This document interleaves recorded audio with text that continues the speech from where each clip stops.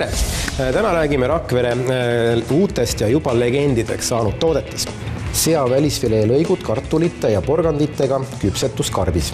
Liha on taine ja kogu praad on teil pandud ühte karpi.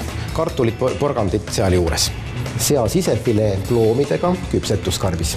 Selle liha puhul on tegemist kõige pehmema ja väärtuslikuma osaga seast. See on liha, mida eestlane armastab eelkõige just oma sellise mahlakuse tõttu.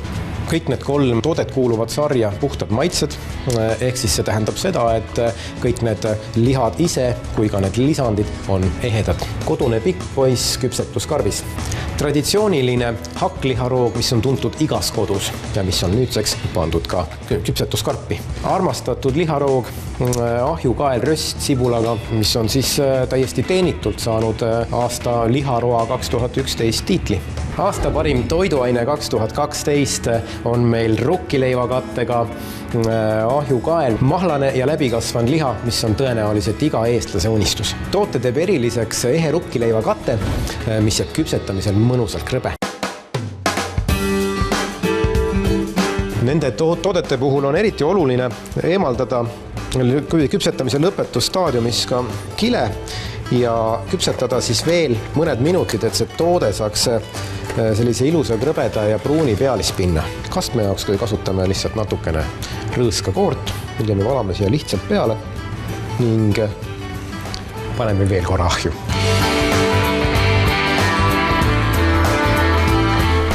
Aga täna me küpsetame Rakvere verivorste.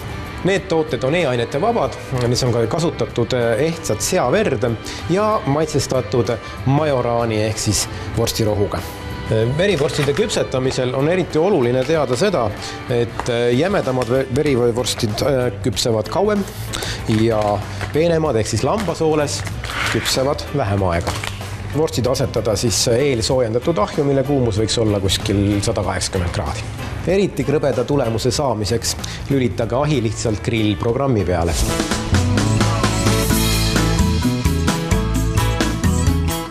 Seni kuni meil vorstid küpsevad, valmistame kiiresti ühe salati.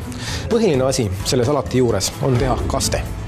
Kastmeks me kasutame apelsini. Edasi on meil vaja siis võtta üks selline anum, kus me saame need kõik asjad kokku segada. Valame siia sisse enam-vähem sama palju õli. Siia juurde on vaja panna ka ju soola ja paneme siia ka natukene ingverit.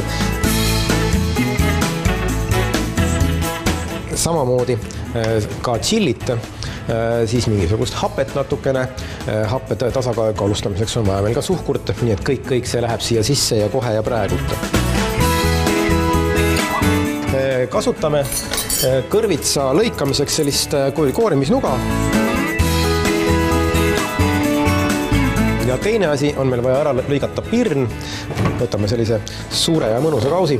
Erinevaid selliseid rohelisi salateid, mitte selliste kokku kleepunud tompudena. Ja siia valame siis veel natukene seda head kastet.